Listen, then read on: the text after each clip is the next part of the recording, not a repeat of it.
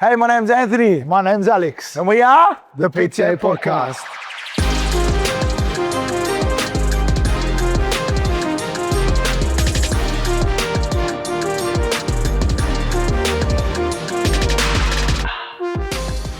What's happening, everybody? I hope you're well. By now, this will be the last episode of 2025. And I'm pretty excited for this episode because I want to do a little bit of reflection.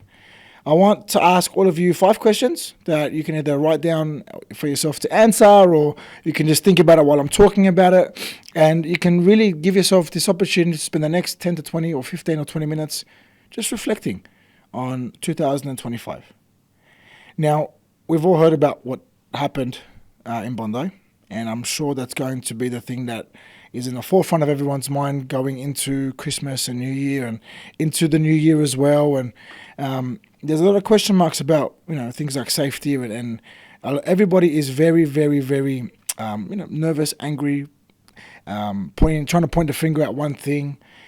And without going too much into it, my focus point on that specific topic and what happened is just about what we can do as individuals to be the change that we want to see. I truly believe that when we leave things unchecked for too long, especially within ourselves, we tend to forget about the wrong things that we do, and we tend to forget about the fact that we're not perfect, and we start pointing the fingers at everybody else and everything else. And this is not taking away or making any excuses for what happened. It was disgusting, it was wrong, and those 2 men are not human, in my opinion. They're something totally different. But one of the things that I always reflect on is hatred comes from somewhere. Hatred's taught. We're not born hating people.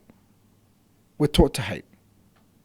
And we can go down the rabbit hole of where they learned that and all the things about them going to the Philippines, going to an ISIS camp and getting military training for that. And all the ex-military guys that got podcasts talking about the way the guy reloaded the gun and used the gun and how that's a trained professional style of reloading their semi-automatic weapon. We can go down the rabbit hole, but I don't want to do that really. What I want to focus on is you as an individual, and I'm focused on myself as an individual, and I'm trying my absolute best to be the change that I want to see. Right, my gym is right next door to a mosque.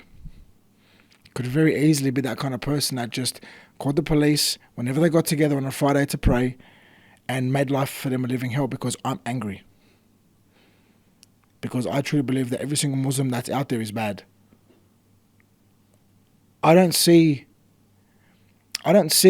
a lot of the hatred that most people say there is around. I don't see it coming towards me or my family. I don't see it coming towards my business from the people next door to me. What I do see, though, is an opportunity. An opportunity to be the kind of person that we want other people to be towards us. And there's a lot of arguments for that, and there's a lot of people that would disagree with that, and it's okay, you can disagree. You don't have to agree with what I'm saying.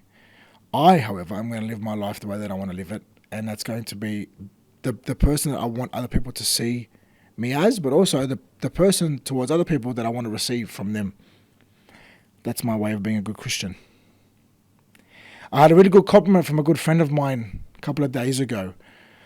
He said to me, Anthony, don't throw your religion at anybody else. You don't make them try and believe what you believe. You just live it, and you allow your actions to speak louder than the words that you speak about your faith. And that was really touching, because that's something that was taught to me by my dad.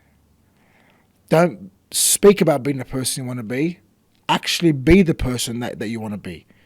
And when it comes to my faith calls me to action, calls me to live my life a certain way and be that kind of person that Jesus Christ would be proud to look at. And for me, I can't look at myself in the mirror thinking that I'm a good Christian if I don't act a certain way. So instead of getting on the hate bandwagon, instead of pushing this whole every Muslim is bad in the world and the Christians are the best people in the world, I'm of a different opinion. We all need love, we all need Jesus Christ, and the devil's having his fun on this world. That's what I think. And so moving on into 2026, I'm going to continuously tell and remind people about the fact that 3 things in particular. 1, we need to pray more. 2, we need to go to church. 3, we need to remember that we're not perfect. And if we want to see change in the world, we need to be the change that we want to see. And so moving into 2026, I want to ask you those 5 questions now, and I want you to remember these questions whenever you have times of doubt, whenever you have times of frustration, whenever you have times of lack of clarity, but also whenever you succeed as well, because this is going to be a big reason why you've succeeded. The first question is, what did you do really, really, really well? The best thing of 2025 that you did. The only, if you were to narrow it down, to one thing. You could have done 5 things really well. But what's the best thing that you did this year for yourself? And you can even put it into certain categories, like the best thing for your business, the best thing for your health, the best thing for your relationships, the best thing for your finances, however you want to word it, or however you want to think about it. I've done 4 or 5 different categories for every question, personally, because there's a lot of things that I work on all the time, so it gives me more clarity the more detail I give in these answers. But yeah, narrow it down to one thing that you've done really well for yourself. And I want you to think about that one thing that you've done really, really well, and then I want you to, the next question is going to lead from that. The second question is, what was the thing that you feel like you didn't do very well this year? And it could be for the same categories that you put in for the first question, or it could be something totally different. But what did you not do very well? The third question is, where can you see improvements? Where are the areas that you feel like you can improve in? Could it be on your ability to stay consistent? Could it be on following through with what you're going to say you're going to do? Could it be on, eliminating opportunities for you to procrastinate? Could it be things around your nutrition could be tighter and better, and then look at opportunities to improve those? Could it be pushing yourself in the gym more and getting to the gym more often? Could it be setting yourself another big goal to get leaner and build more muscle, for example, and then really working at that and making 2026 the best year for your physique possible? Where are the improvements that you'd like to see yourself getting better in? Number 4, who was your biggest support network? Or who was your biggest support system? Was it your family? Was it your friends? Was it your co-workers? Did you not have any support? Was it your counselor? Was it church group? Was it your priest that you talked to? Who was your biggest support network? Was it your financial advisor? Was it your accountant? I know if my accountant's listening, by this time of the year fucking hates me because I've asked him 4,000 questions already, and it's not even 3/4 through December. Right, but my accountant is definitely one of my support network people, because it definitely allows me to get clarity on the things that I'm trying to work on from a business point of view and a financial point of view as well. And question number 5, what do you want to see 2026 look like for you? Now, the reason why I asked that is because we go into a new year, most of us go into a new year, and we just kind of go back into the same routine that we finished the year off. It's almost like we have a break from the same routine, only to go back into the same routine. And I feel like something needs to change if we want to see progress. Most of us are seeking change. Most of us are seeking a bit more fulfillment from our lives. I don't know about you guys, but I am.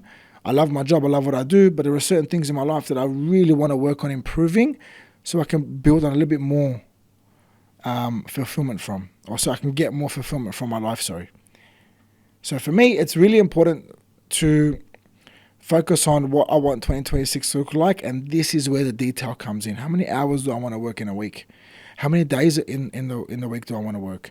What am I going to be working on? What are my roles and responsibilities? What are my team members' roles and responsibilities? All right. What are my admin girls' roles and responsibilities? What do I want my business to be earning? What do I want Platinum Meals to be earning? Platinum Training Academy to be earning? What do I want Platinum Protein to be earning? What do I want these companies that I own to actually do, and where do I want to take them? And then the detail comes in from there. And there's a lot of detail in there. So for me, I spend the time now looking at what 2026 is going to look like for myself personally, and then it branches off into how the business is going to be working, external from me, and then I slot my role in. So from there, I'm able to really put together the right kind of life for myself that I want to work my hardest to build, but also I'm looking at all the other questions prior, those 4 questions prior, and I'm allowing myself to be happy with what I've done really well. I'm keeping myself humble, knowing that there are things I didn't do very well. I'm looking at the areas that I need to improve in, which would have most likely impacted the things that I didn't do very well in. Then I'm looking at my support network to recognize that I'm not in this by myself, and that there are people there and groups and communities there that have my back and that do support me. And that's my reminder to lean into them, especially when I'm stressed out or struggling or lacking a bit of clarity on things, and going to get advice from them as well. And then number 5 is what comes as a product of those 4 previous questions. Because if I'm putting all those 4 things together with the detail that we should be putting in, you look at number 5 and you go, okay, I have some kind of an idea as to what I want my life to look like in 2026, because I've realized what I've done really well, and I've realized what I need to improve in, and I realized who's there to support me, and I realized why there were things that I didn't do very well in. So 2026 automatically starts to look like a different year, because I'm focusing on those 4 things working together to make 2026 the best, most fulfilled year of my life. So I hope each and every one of you look at those questions and are able to work out some kind of answer, or have spent the time reflecting on those questions, because most of us don't. Most of us are just ready to celebrate and party and get drunk and forget. And then when 2026 rolls around, you're rolling out of bed going, I can't be fucked going back to work. I need a holiday after my holiday. And that's not the best way to start the year. Lastly, to all my New Year's resolution people, do not start the year next year the same way you started the year this year, by going full pelt at one thing, trying to be perfect at it all with a lot of intensity that you can't maintain. You need to remember, consistency trumps intensity every single time. So if you want things to happen fast for you, don't expect them to last long. If you want things to last long, don't expect to go fast. Slow and steady wins the race. If you need any support, if you have any questions, you know where to find me. I'm all over social media. I post every day, twice a day. All you need to do is reach out to me on social media, either DM me on Instagram, or if you have my email, you can email me. Or if you have my number, those of you who are my friends and family, you can text me. Let me show you how simple and easy it is to make 2026 the best year possible for your health. Thanks for tuning in. Thank you so much for the support this year. Alex and I truly appreciate it, and I'm sure he'll give you his thanks later on his Instagram or something like that. But thank you for the support. It truly means a lot. We really hope you've gotten a lot of good info, a lot of good value from what we've been putting out there. Sorry for the rants and the losing it in some of the episodes, and sorry in advance for the ones that are going to continue next year, because I can't make any promises about them not happening. But again, thank you for the support. It truly means the world to us. We love doing these long form pieces of content for all of you, because we really want to make sure that each and every one of you who follows us, who supports us, who trains with us, gets value from us in every single way possible. So thanks again. It means a lot.